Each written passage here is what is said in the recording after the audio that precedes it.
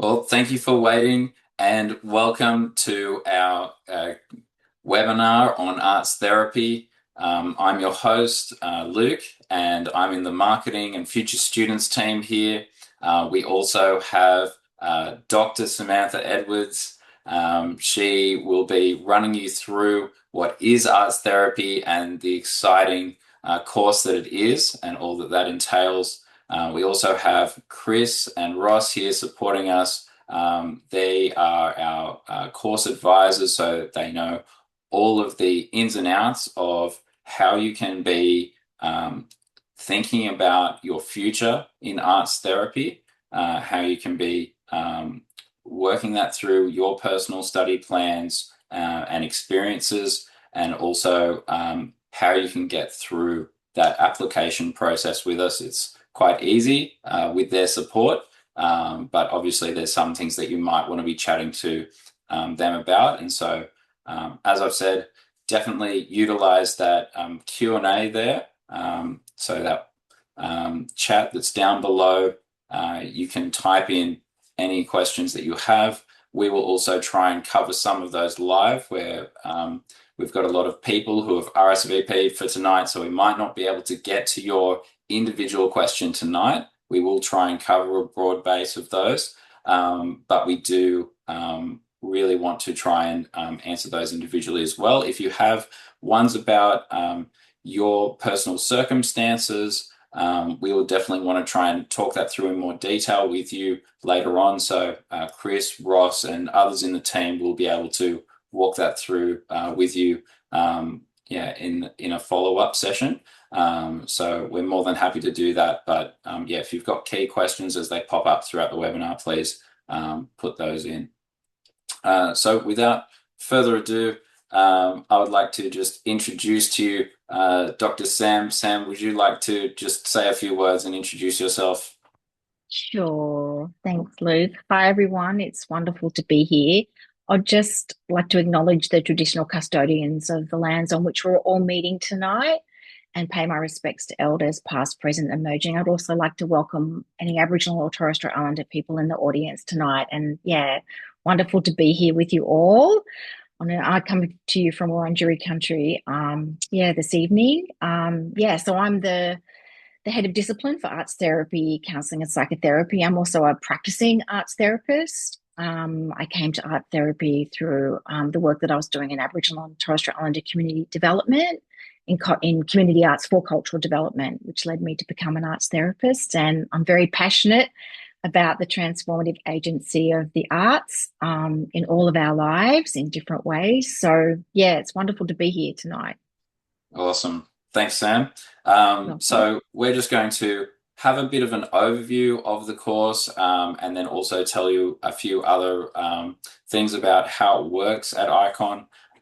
But first up, we will be looking at just what is arts therapy. So Sam, I know that a lot of people have this question. They might be a bit confused about what we're really talking about when we say arts therapy. So if you could run us through that, and let everyone know.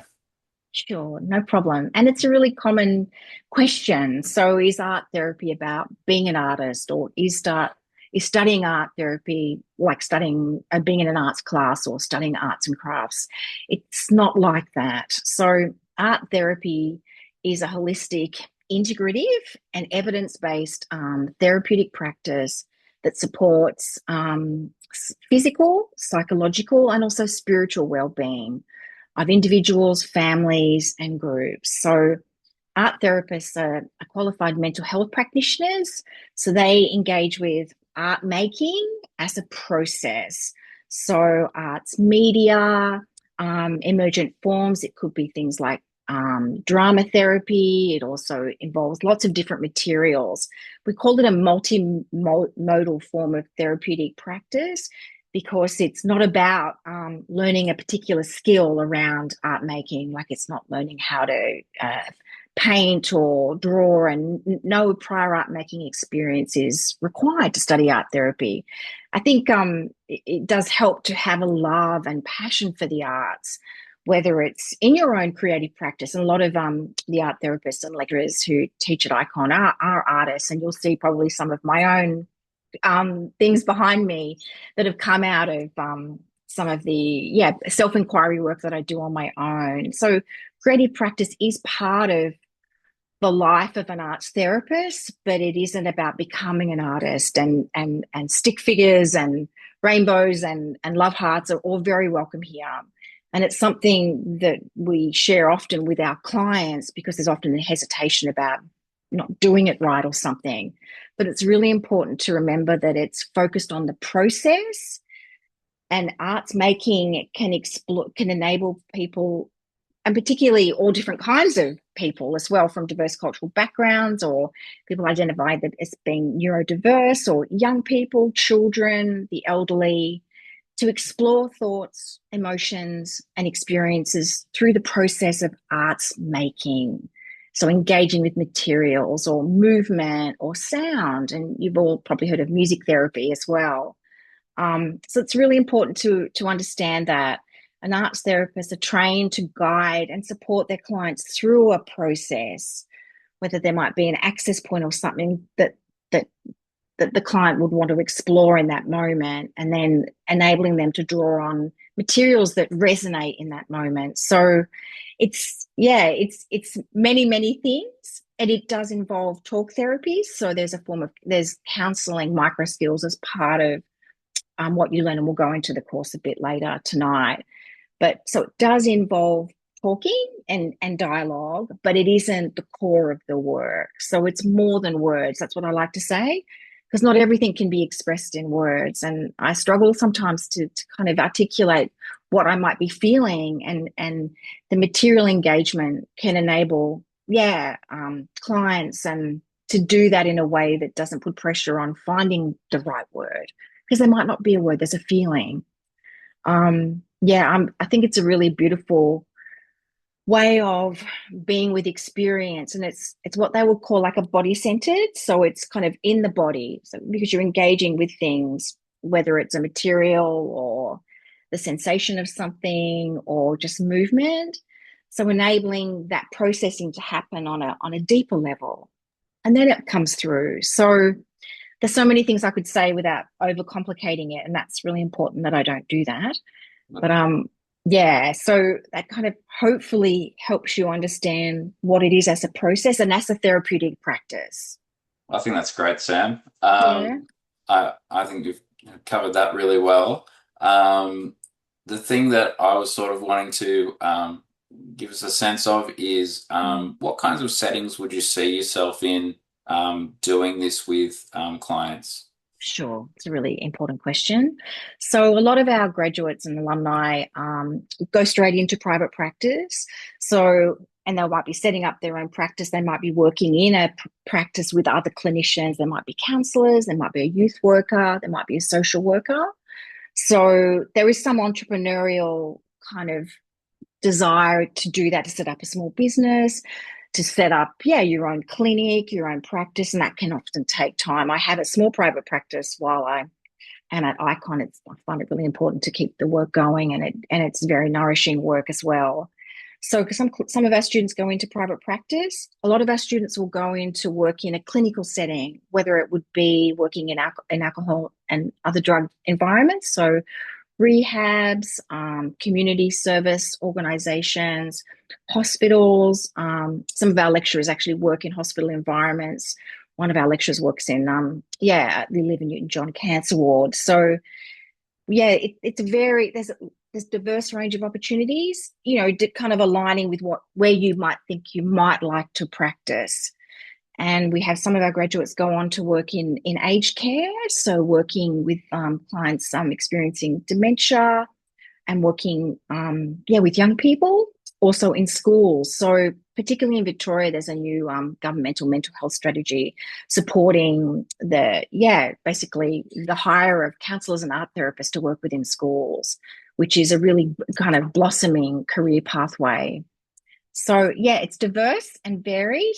And I think there are a lot of opportunities, and a lot of the opportunities that came to me initially were working in Aboriginal and Torres Strait Islander community health So working in art centres can be a way to work holistically, supporting, communities to kind of, bring culture, experience culture through the arts. So there's so That's many great. opportunities. Yeah, you're I welcome. think, yeah, it's really exciting that it's so diverse, and you It get is to see diverse. a lot of Yeah. people in different ways Mm, and help a whole mm, range of clients in different settings, and you can diversify there, or you yeah.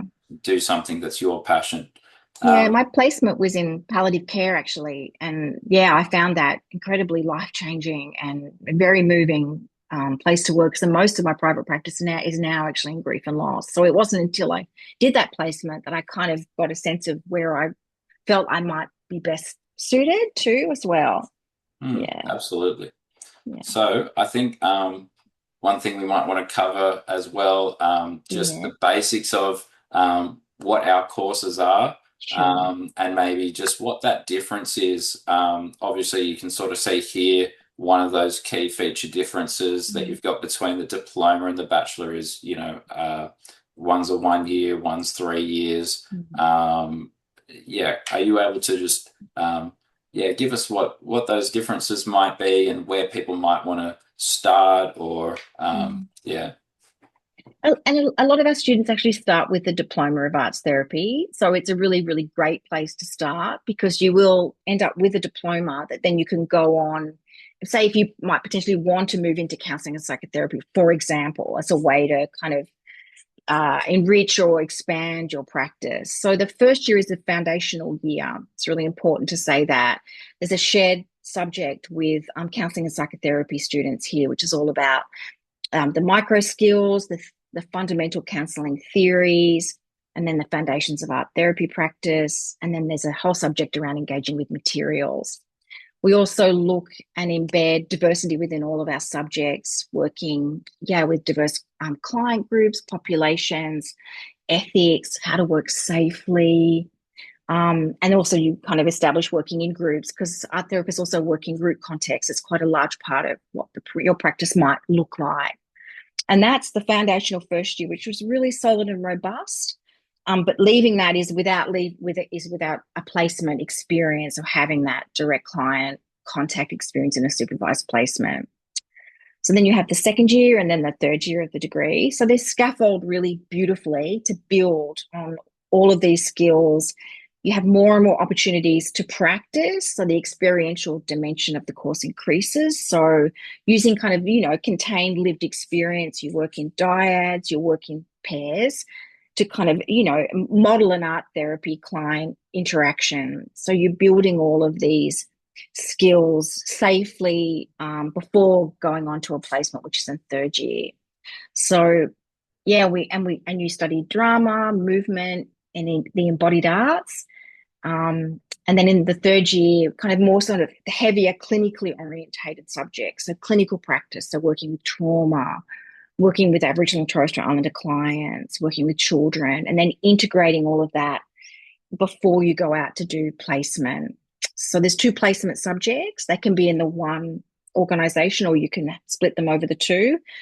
They're really robust, lots of good client contact hours, aligning with all of the, requirements and the standards, to practice safely and ethically. Some of the special parts of our degree, which I always love talking about, are our electives. So we have a range of different electives. Some are shared with the counselling students as well, which is great because you get that opportunity to kind of, study interdisciplinary in an interdisciplinary way. But we have sand play therapy, art therapy specifically for working, with grief and loss.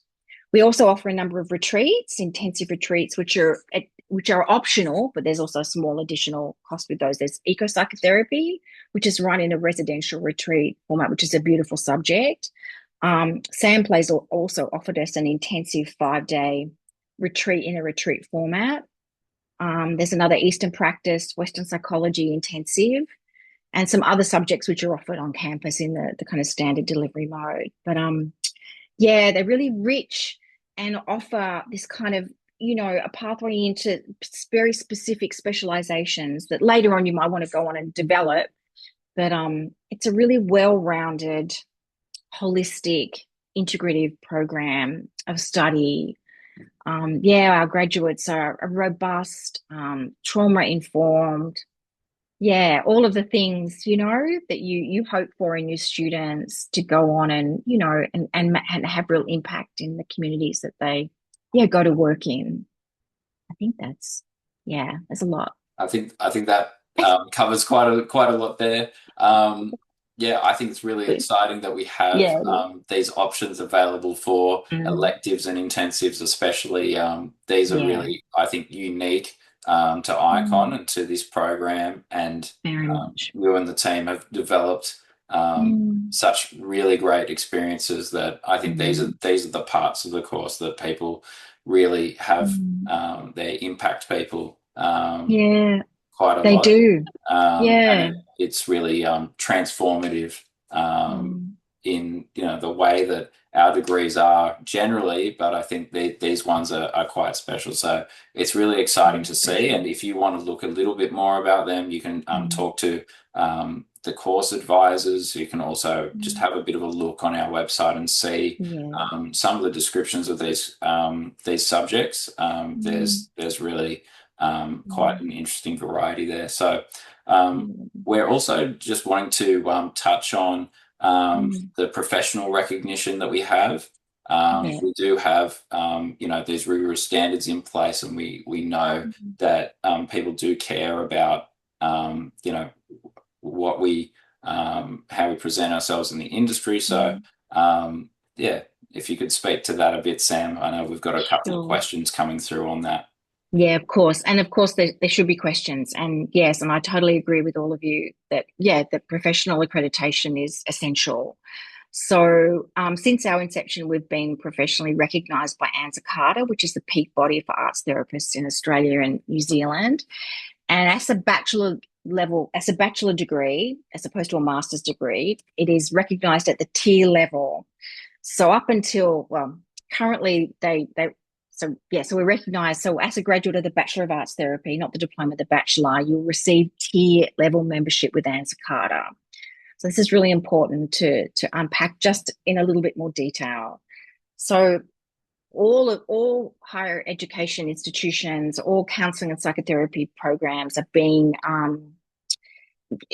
affected by, in a very good way, actually, that there's a new national standards that are coming out. You might have read about them. You might have read a little bit about some of the changes with the NTIS and also some forthcoming changes with ANZA Carter, which I'll tell you about as well. So, and that is designed to elevate arts therapy, counselling, and psychotherapy in a way that all higher education providers are being asked to address the national standards, ensure that we're providing rigorous, safe, ethical training programs so our graduates are prepared to go out. So we've met all of those criteria to meet the standards of ANZA Carter. Now, ANZA Carter is changing as of July the 1st. So it's really important for you to know this, and we provide information to our future students about this. So as of July 1st, they're transitioning all their tier level members to become full members. So you can go to the ANZA Carter website to read more about what that involves. So it's not that you will lose your tier level membership if you enroll before July the 1st in the course. It's just that they're going to support their students, the graduates, to transition in the longer term. That might involve more study. It just depends on your background and prior, like, or the recognition of what that might be. So that's kind of an industry decision. But what we're doing in the meantime is now also addressing the national standards, and they've only just recently come out. So it's all kind of a movable thing. So we're in the process of going through a subject. That's my focus in my role, and making sure that we're meeting those standards. We're also exploring a new accreditation pathway for the Bachelor of Arts Therapy, which is in process. So, and more information will come out about that later in the year. But I want to, I want you to know that the T-level membership is available to you, and ANZA Carter are going to be looking after their members in the longer term. But we're also developing additional accreditation pathways for our students. So I'm very excited about the future. I have to say, it's a really good thing for the discipline and the industry. It puts us on a much higher level kind of standard when you think about psychologists and all of the social workers. So it's about elevating the practice and obviously filling the need that we have both in urban centres, but also in regional locations where many of you may be, where there is there is the desperate need for mental health practitioners and art therapists. So yeah, Absolutely. I'm looking forward to the future. It's just, yeah, it's a lot of work for me, but it's all good. It's all parts what I Thanks do for and what that, I love. Sam. Yeah, I hope I that's think clear. so. Really, guys, if you understand, what that tier level membership means, Mm, and the professional mm, accreditation, and what Sam's talking about there, that's really good. mm, If you yeah, don't, really, what we are saying is that we are supporting mm, in continuing with that professional recognition. It's being enhanced and we're mm, working with mm, the bodies, the relevant bodies in making that mm, happen. yeah, So it is still there and it's ongoing. There may be some mm, changes that we are working through. mm. And it does take a lot of work from Dr. Yeah, Sam and and it takes a the bit of rest of the time. team. Yeah, And it does take a yeah, bit of time, but yeah. there's no lack Mm, of support. We're no, 100% committed to mm, you in mm, getting you through your studies and making sure yeah, that you can be a practitioner. yeah, So awesome. yeah. We are going to just move on a little bit. I think maybe if you'd like to just unpack some of Mm, how it works with mm, Icon, we have a few mhm, different ways that you mhm, can study here. As you've sort of said, we have intensives and retreats and things like that. But just mhm. wanting to, get your um, details on the campus and online Mhm. experiences, Sam. What's the difference there, and how can So, people, choose those options? okay. So if you're living regionally, so not either in Sydney or Melbourne, all of our subjects are offered in an online 11, except for the intensives. Sorry, I'll get to those. So 11-week like delivery mode, so over 11 weeks. So they'll have online classes that are 3 hours long. So the seminars. So and we also offer a lot of our subjects face to face. So either on Sydney and Melbourne campus. So, for example, we'll have one subject that'll have a class running in Sydney and a class running on the Melbourne campus, and two online at the same time. So there might be four classes depending on enrolment. So you have to think about that in terms of enrolments. Not all of our subjects will run face to face in a given trimester, and that's actually just enrolment dependent because the majority of our students are actually living regionally. So the online mode of delivery enables there's a lot of flexibility in that in terms of where you live and how you can study. So though the classes are off, the timetabling is sensitive in that there's subjects scheduled in the evening, but also some during the day, morning, or afternoon. It varies, but it's trimester by trimester that's worked out. So just to understand the 3 hour class, so on campus, it's either 3 hours or online is 3 hours, same, and they're synchronous. So online, it's on Zoom. So the subjects aren't just a lecturer just reading off PowerPoint slides. So they're structured in a way to enable you to engage with the theoretical aspects. So also there'll be experiential work to do in class. And there also might be some kind of clinical demonstrational skills or presentation. So working in dyads or pairs or in triads, so with three, on, practicing your skills and often the art making as well. So for students who are studying online, just having your lecturer would tell you what you'll need, and it's not it would just be just a few basic resources is all you really need. So, and each subject would kind of tell you what you would need in advance, but it's not a significant amount of material. I mean, you can turn anything into art making, trust me. So it's not, you don't require a selection of materials. Some of you may already have those because I know what that's like to accumulate art materials and going to Officeworks or wherever you go. So, the classes are wonderful. So there's breaks and there's pacing, safety, containment, all of those things happen. So it's very similar on campus. So on Sydney and Melbourne campus, all the art materials there are supplied. We have a resource room. So the classes are set up in a very similar way. So structured, paced, and broken up into different aspects to kind of build your knowledge in all those domains, theoretical, experiential, and also reflective, enabling you time to reflect and journal, things like that. So the blended are generally the those elective intensive retreats. They might be offered over 5 days, some of the components, but there might be some online sessions kind of leading into that and kind of to close it out.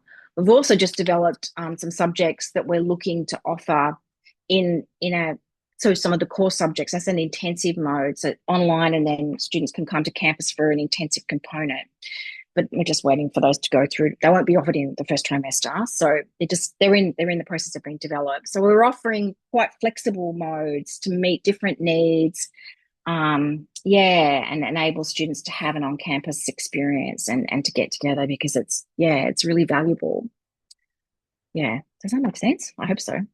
Yeah, I think I've covered it all. What do you think? I think that was great. Absolutely. We've just got a few more questions here. Yeah, So just wanting to get to those. I know we do have a dedicated question time, yeah. but just wanting to see for our online Mhm.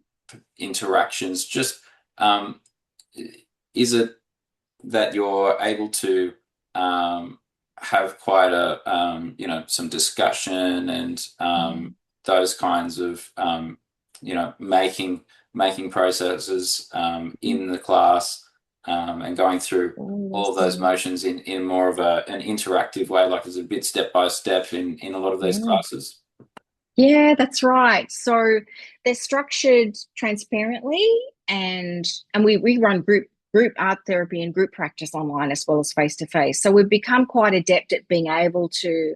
It's a different experience, but we kind of also go through how it is different. You think about telehealth, you think about COVID, and you think about a lot of people live regionally and have therapy, online. So we need to become skilled at being able to facilitate engaging and not just engaging, but also I'm thinking about education actually as a lecturer, because it is about being engaging as a lecturer. But as a therapist, it's also about developing your capacity to be present in a space that isn't real in a way to make that connection, because all therapy, whatever the modality, really hinges on that therapeutic relationship and the safety that you can build and that kind of rapport. So being able to do that in a classroom, and a lot of the classes will kind of model different aspects of therapeutic practice or the process. So having it online and being adept at being able to do that online is really, it's a skill and a craft.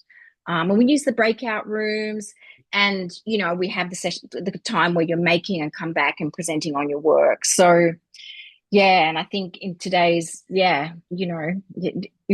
I think, post COVID, I think we've all got a lot better at being online together. I still can't unmute myself half the time, but and I think, lots of discussion, lots of reflection, there'll be more in-class kind of presentation as well, and engagement. So it's really important. Attendance is everything. I mean, that's all part of, ethical practice and all of those things. So yeah.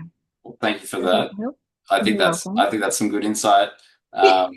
We definitely have all that available to us, Mm. and as well as the face to face. So it's Yeah. quite exciting no matter where you are. Mm. I Um, think so. just some things to Mm. touch on here quickly. Um, we have, as we've said, it is quite a special place. Mm. We're really Mm. excited that you're here listening tonight, because out of all the courses, this is one that's really unique. Mm. Sam, I think you can talk to this a bit more about Mm. us as an institution and Mm. the faculty that we have. Just Mm. maybe some of the highlights there. So the highlights for me are all co-workers, my colleagues. All of our lecturers, whether they're permanent or sessional lecturers, are all practicing arts therapists, and some are also counselors. Some might be trained in additional modalities. Some have been practicing for a very long time. Yeah, we're very fortunate to have such a wonderful, I mean, you think about the qualities of an arts therapist or a counselor and psychotherapist: warm, positive regard, empathetic, relational, collaborative. All of those things make an art therapist and build you as a person, right? I've been really transformed through my own studies and also through the work that I do with my own clients and by working with my colleagues. They're all deeply passionate. Most will have an active private practice or be working in a hospital setting, and they'll often share that experience with you in class as an example of real world industry practice. So that is one of the gifts. It's a very unique degree. It's one of the only bachelor art therapy degrees in Australia, and we're working towards and looking at other possibilities around developing a master's in the longer term as well. So it's a very exciting time for us in that way. What else is really important? Absolutely. What else is important? I thought, Everything. I thought, I thought, I'm just going to see if I can.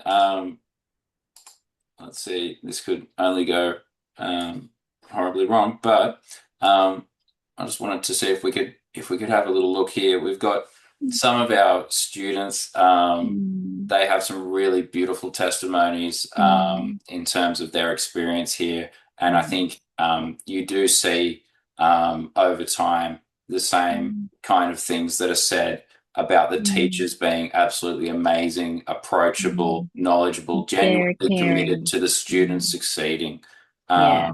So See, yeah, and it's some of very those transformative. Yeah. some of those are really beautiful to read, and so these are just straight off our Google reviews, and you can see these students have literally had a really transformative time. So I just thought I would Yeah. highlight that, and you can Yeah. see the passion that is there amongst the teaching staff and the students. So it's a really cool place to be. Yeah, and it is, and also because studying any form of psychotherapy, you're often drawing on lived experience. You might be coming to the degree with your own lived experience, right? That's been your motivation, and part of my motivation, as well as the work that I did in community, was also my own experience of my own kind of inner journey, right? So what I love about this work and what will happen as a part of this process is that you cannot be helped to be transformed through the process. And often that can be challenging at times. It can be quite, yeah, daunting to because you're often drawing on some aspect of what you know, or some aspect of your life, particularly, say, for example, in a subject around grief and loss. You might be drawing on some of your own experiences to also be able to empathize and develop those capacities. And we hold you very carefully and safely, as you would your own client you're in the future. So it's about learning how to be with self and develop that capacity to hold things that are complex and difficult, and that are part of the human experience. So, and that's what I love about this, that I feel like I'm part of a collective, something greater than myself in the context of the work that I do. And I feel like I'm actually, yeah, really making a difference, I think this and is this is really some of yeah, the most meaningful work that you can do in mm, people's lives. So, yeah, and doing it in a way that exactly. is helping Mm, them to be creative and open, and yeah, doing that yourself. It's very personal and very mm, unique. So, yeah, yeah, it's amazing. mm, I think something else that is really helpful about Icon is how we have our staff support. So, um, our course advisors, we have amazing people here. Ross and Chris have been working hard to answer all the questions that have been coming through the chat. So, thank you to you guys. I don't know if you wanted to say anything, Chris or Ross, about how it works in terms of someone interacting with a course advisor, how they might go through the process with you, just in thinking about what they want to study, how they want to study it, all that kind of stuff. So I'll hand it over to you, Chris. Okay, thank you. Thanks, Sam, and thanks, Luke. So nice to see you all, even though I can't see your faces. I'm sure I've spoken to many of you, so thanks for coming tonight. You've probably been receiving emails from us or speaking with your course advisor that our applications are going to be closing soon. So probably by the end of this week. We would recommend that if you're looking at moving forward with the course, then you either reach out to your course advisor to help with your application, or if you're already in the application process, just speaking with your course advisor in case you need to provide further documentation. I've had a few questions just in regards to class times. So obviously, we do have limited spaces in some classes. A lot of people have preferences for certain times of the day, hence why we recommend you move on your application in order to get a better sort of choice of class times that may suit you. For those who are working during the day, I noticed some questions came up. We do offer evening classes. Typically, they start around 6 p.m. They run for around 3 hours. And so if you're working during the day, it's quite easy to log in. And that's sort of Sydney time or Melbourne time.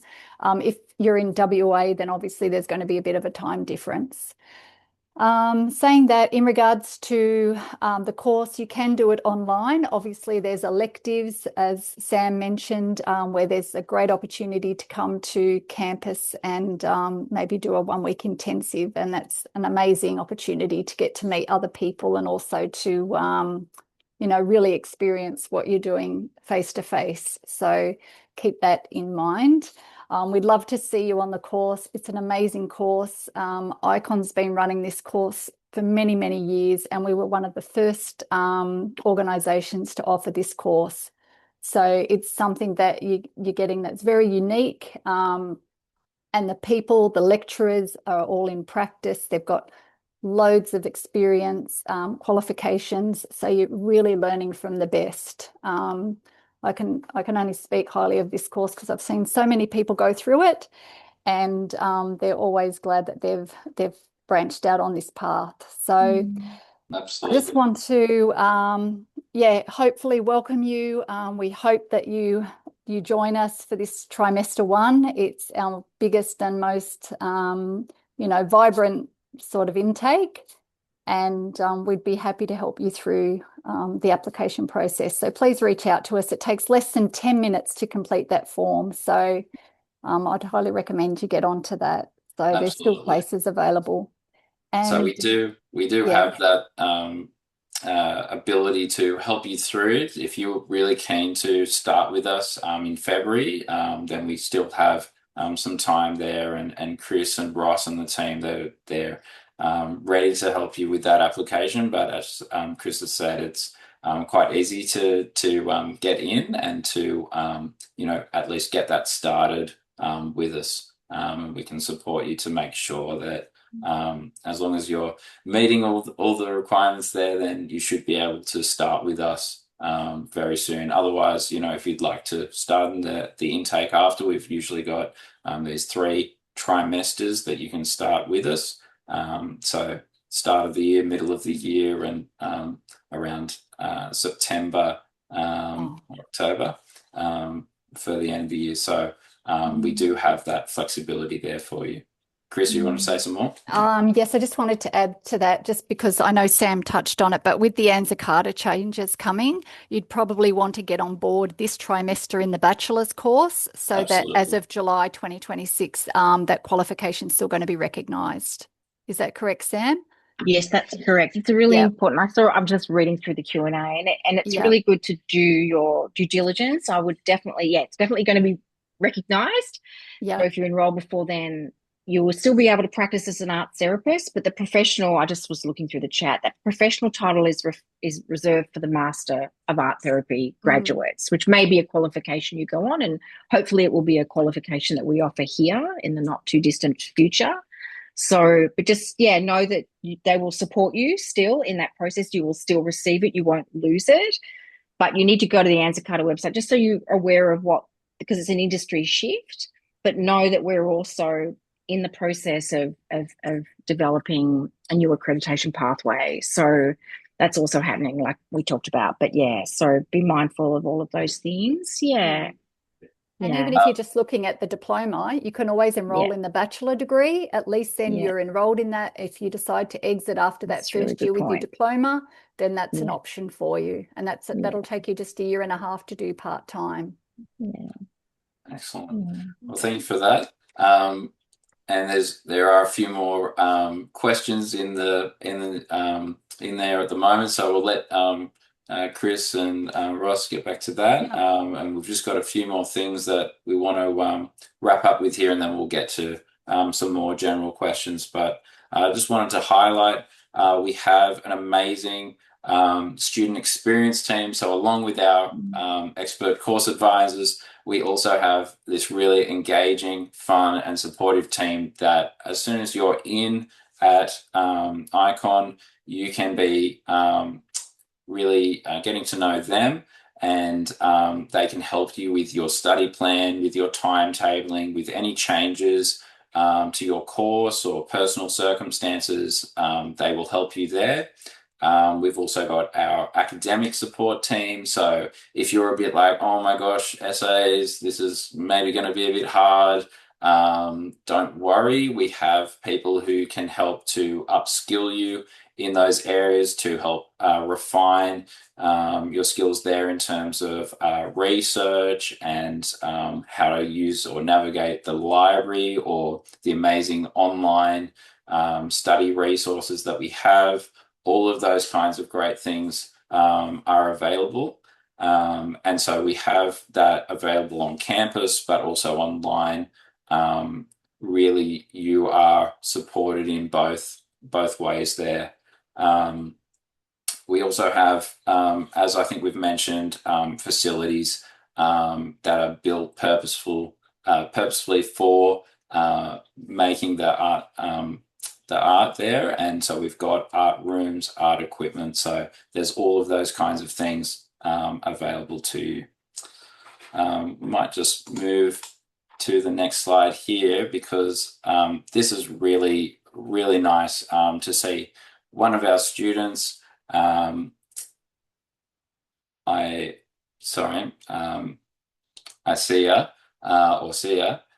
she's done the course with us, and yeah, she's had a wonderful experience. So I just thought I would share this with you.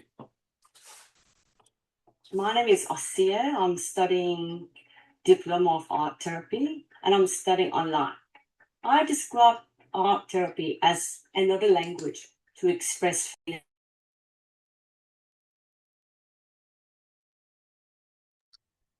Oh, I can't hear it. Therapy to a wide variety of people.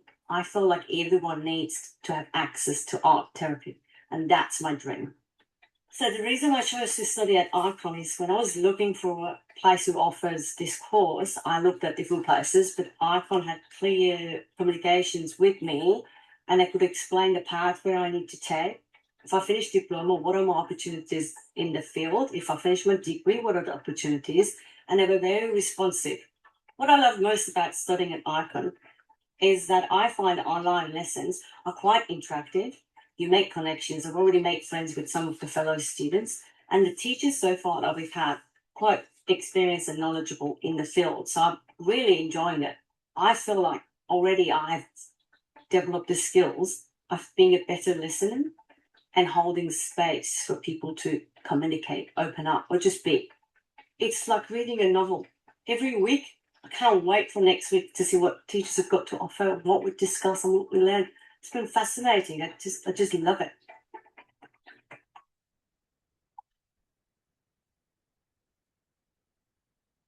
So there's one of the beautiful testimonials that we have for our students. I think it's just amazing to see how they grow and yeah, really have that personal experience with the course.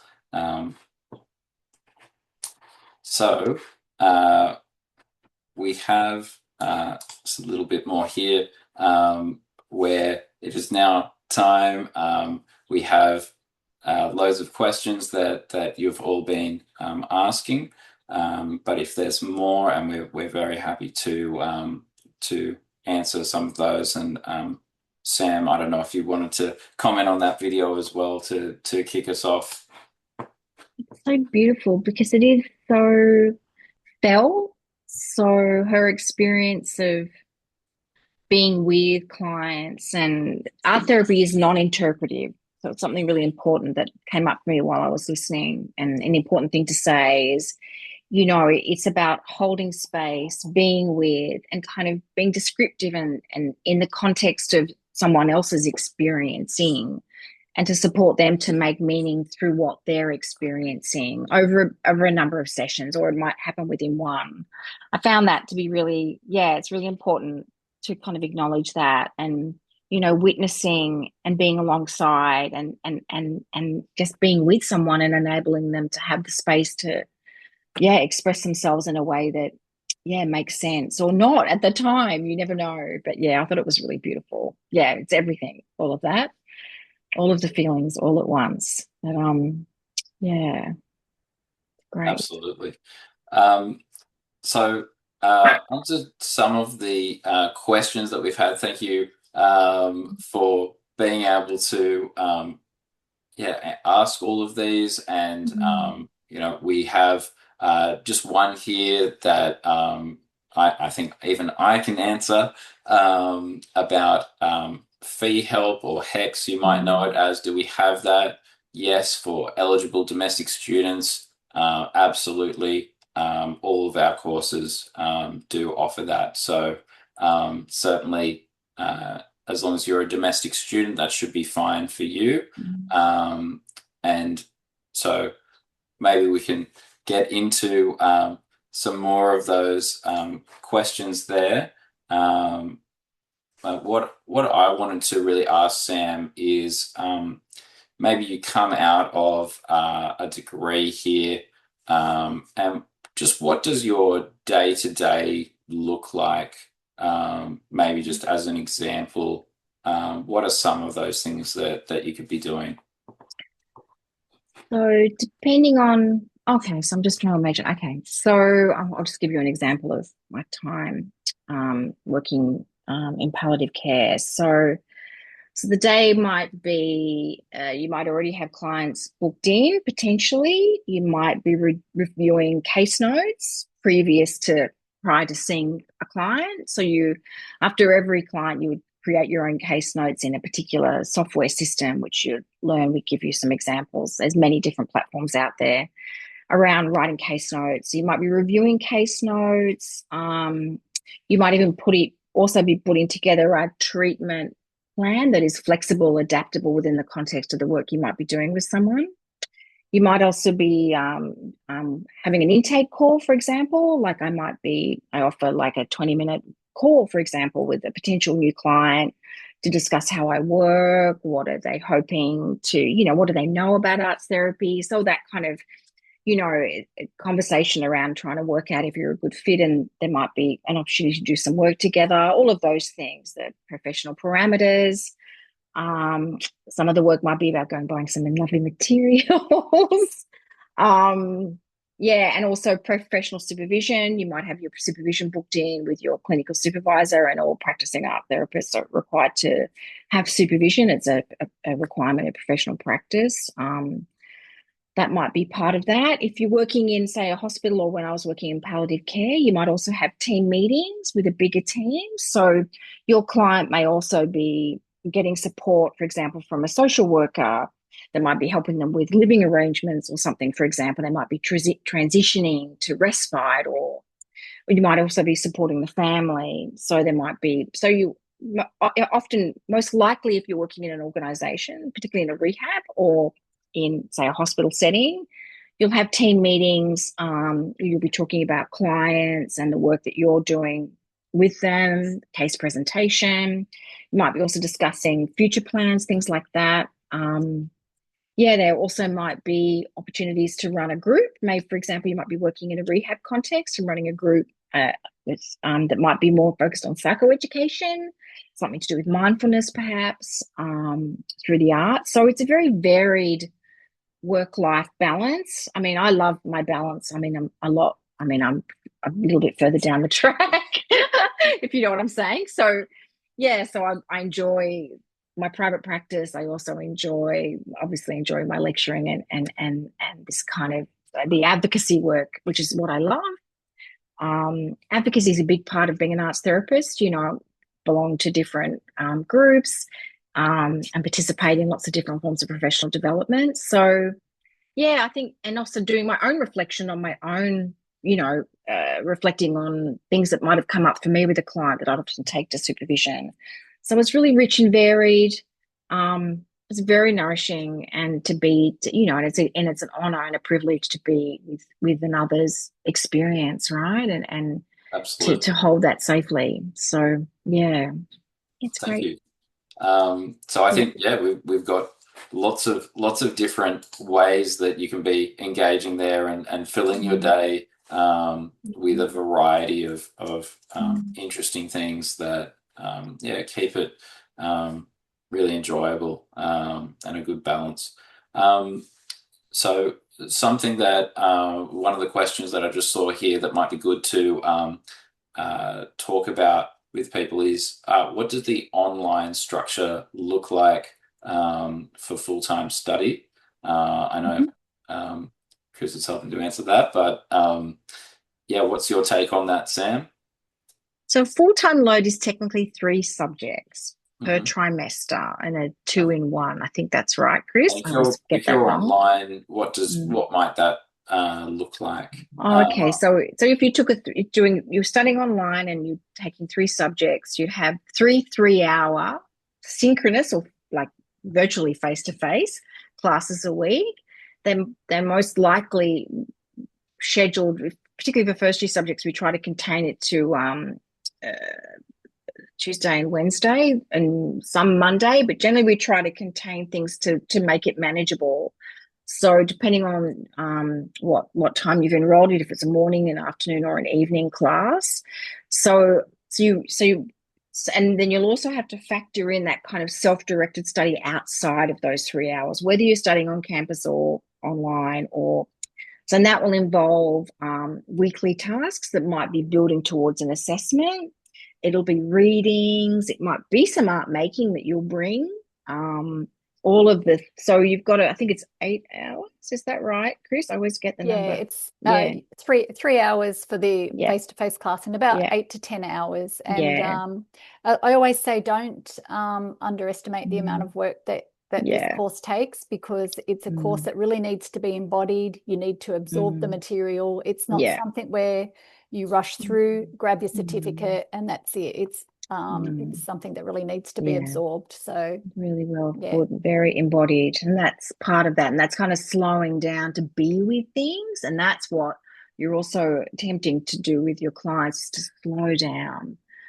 You know, I can be a motor mouth, trust me. I love to talk. So the slowing down and being present is a real skill that you'll learn throughout the course around how to do that, and developing your own mindfulness practices and what that might look like.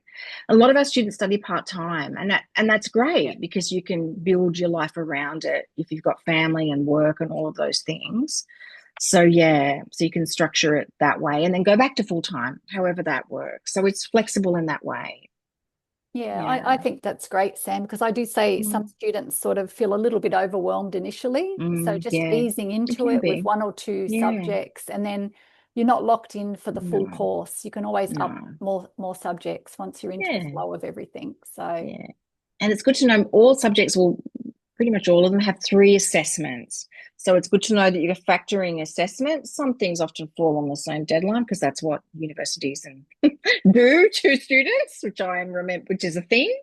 So just remember that there's assessments and there's a really nice balance of theoretical. So there will be some essays because that's the academic literacy that you're building, but at different levels, first, second, third year, and other assessments will be more experiential. So it will be about process, art making, or clinical, and then also reflecting on the process, or a therapy session, or developing a workshop, an art therapy workshop. So there's a nice balance in all subjects, but it is a workload. So it's important to honour that as well. Yeah. And I know that can be hard assignments and deadlines. Yes. It's all right. We've all been students. So yes, One it's thing a thing. I was wondering, Sam, is you know, some people do come from a different background. I've seen there's a couple of people that have questions about that in the chat. So say I'm from a completely different industry, or maybe I've done something that's a bit adjacent to health. What are the options there in terms of can I just jump straight in? Where do I see myself there? What are the options for applying? And maybe Chris, you'd have that in terms of admissions. So there's recognized prior learning, which is you can apply to see if you can receive credit for something that you've done, whether it's a diploma in community services or something, and you should be applying. We have like an 80% equivalency. It's kind of, unless there's a block, we have like an agreement with an institution, for example. And a lot of this is on the website, but Chris can answer some of the more specific related questions. Yeah. So you can apply for credit or what we call recognized prior learning. But I want to also say we have a lot of our students have come from another career. Our career changes. It's a wonderful thing, actually, because all of this experience is so valuable, because you're going to be working with people from all different walks of life, all different cultures, all different employment. Like, it's so rich, and your lived experience or your professional background, whether it's engineering or marketing or whatever it is only going to enrich what you do, because that's a lived experience that is of deep value. So, and all of our students are very varied ages. So which makes it a really rich learning experience. So RPL credit, all of those things, I would definitely investigate that. Alongside knowing that it's a very diverse cohort of students. Yeah, there's an option on your application form if you want to apply for credit. You would just mark that, and then obviously we'll send you the form that you need. Just keep in mind, though, that anything of a certificate 4 level won't be assessed for credit. So usually it's at minimum a diploma level. For example, if you have a diploma in counselling and you're working towards a bachelor in arts therapy, you can get up to 5 or 6 credits depending on the subjects, so as a block credit. But it does need to be assessed. Each case is individual, so there's no sort of guarantee. Excellent. Thank you, Chris. Another thing, just to cover off there, I was just wondering about the balance between the philosophical knowledge and the more hands-on practical components. What's sort of that mix that we've got? So I think, there's a mix.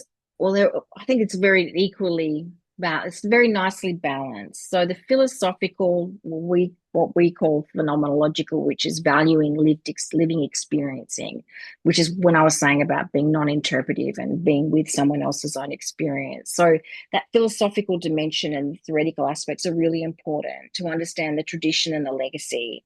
So that's kind of like I think like a third. I don't like breaking things up, but it feels like that. So there's kind of like 3 parts that form a whole. So the experiential making, engaging movement happens in every class in some form or another. It might be the 5-minute grounding at the start of the session, for example. Some subjects are more theoretically weighted because it's the foundational introduction. But the idea of weaving art making into that to make it more, experiential and embodied. The kind of third kind of piece of it is really about the reflective aspect. So being a reflective practitioner is fundamental to being an ethical practice, because you're thinking and reflecting on, like, after a session, but also being reflexive. So being able to reflect in the moment with someone to kind of shift or change or notice. So these are skills that you develop. So I think that they're really nicely balanced. And the idea is that it becomes a whole kind of approach. So they all kind of weave in. So we're not just learning techniques and, I'm doing this or that. It's not, I hate the word technique. There are techniques, but it's more about the approach and being able to draw on different things at different skills or techniques or learning or knowledge at different times. And that's what I do now, is that I'm drawing on things that I've come to know, and I've come to know through experience and also through study. And that becomes more comfortable over time. So yeah, so it's a lovely mix. Yeah, and some students gravitate towards certain aspects. Some students are really like want to kind of go right deep into the philosophical dimensions. Or they just want to make and create and be with that. And I think that the degree offers that as well. So yeah, it's great. Absolutely. Like that. Yeah. Well, thank you for that. And You're I think we are almost at the end of our time together. Thank you for all your questions. What I do want to remind us is we have Chris and Ross and the other course advisor team available. So, if you have more questions afterwards, you can definitely talk to them about any of those specific things that you might have, or just in general about the course, or even, if you think, well, maybe a different course. We also have Dr. Sam I'll be tomorrow back night tomorrow. to talk to us about counseling and psychotherapy, which is really another exciting field that we have. So that's there. I do want to see if we can sneak in Tracy's question here. Can you work in this field after the diploma, and what does this look like? Do you have to do the 3 years to work properly in the field? That's a great question. Thank you. It's a really good question. So you've got to remember that the bachelor is really kind of the entry level qualification to practice as an art therapist with some form of professional membership. For example, with T-level with Anza Carter. With the diploma, you're not exiting to be able, in my view, you cannot get professional membership, and that is the limitation of that. And that's also about safe and ethical practice. So you won't have the opportunities to have done a placement. So a lot of the students that go on it maybe exited a diploma because they're not ready to finish the bachelor or whatever. They just want to exit with a diploma and then either move into something else, or that's that. Often go to work in youth work. You can work as an art assistant, art therapy assistant. I have some graduates that have gone on to work in aged care, for example, in visual arts practice, working in early childhood as well. So you're developing skills around being with in a therapeutic way. But you wouldn't call yourself an arts therapist, because you wouldn't be, and that's important for me as a professional obligation to say that. So it's important to think about that, but it doesn't necessarily mean that work isn't there. And a lot of the students that are more interested in the art practice, so the creative aspects, go on to work as an art facilitator or working with groups, working in schools in a counselling team, for example. So yeah, and they want to add that to the work they're already doing. So yeah, so there's avenues there. Yeah, there are. Yeah. Absolutely. One other question that we've got, which is a really good one. Can I attend the next session on counselling tomorrow night? Yes, you can. If you go on our website, we do have the details there. So on our What's On page or event page, you can see, you can just sign up there. You'll get a Zoom link like you did tonight. Very easy. Absolutely, we'd love to have you, Judy. And just one more question that we've got coming through. What would you be able to call yourself after the diploma level? Melissa is asking. Yeah, I mean, you'll have a diploma of arts therapy. I get this question a lot, and if I had a diploma of arts therapy, I wouldn't be calling myself an arts therapist, because I cannot get professional membership or be accredited, and that's the duty of care you have. So you can work as an arts facilitator, an art therapy assistant. You have a look. The best way to think about it is to actually look at jobs. So I often So keep, it may I go, depend on which job yeah, title that you end that's up right. with in which role. Yeah, so exactly. So if you, so I've noticed that there were a few jobs recently that were looking for art facilitators with the community service organisation. So it was the job title of that role, and then the experience was an entry level qualification in some form of creative practice.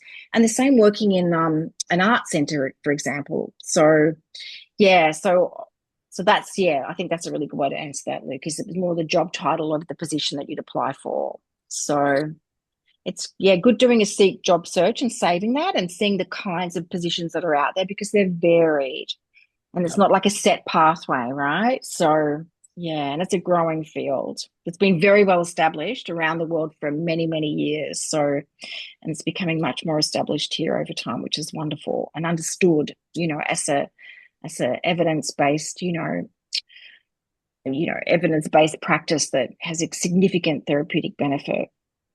Yeah. Absolutely. So there's definitely roles out there, but you do have to actively look for them. Yeah. And they might not just have the title arts therapist. But you can then have that there as well as a stepping stone into that fuller experience. So that's great. I think we will need to wrap up here. So thank you for your time. As we've said, course advisors like Chris or Ross will be able to reach out to you for more information and to see how you're going with your thoughts on whether you'd like to start the journey on thinking about this or even applying. If you'd really love to jump in with our February intake, we can do that too. We can help you with your application there. So if you'd like to have a look at the course page a bit more online, have a look at our application process online and just talk to these guys here. Chris, if you'd like to say a few words to end as well. Yeah, thank you for coming, everyone. And feel free to reach out tomorrow. We're happy to go through any of your questions. Yeah, hope to see you at Ikon. Oh, or have a good night, everyone. Come to counselling and psychotherapy tomorrow night as well. Yeah, come again. Absolutely. So thank you all for coming. Thank you, Sam, for being able to share your wisdom. And thank you, Ross and Chris, for being able to answer. So, yay, thanks everyone. We will see you maybe tomorrow night. All right. Thank you. Thank you. Thanks everyone. Bye. Bye.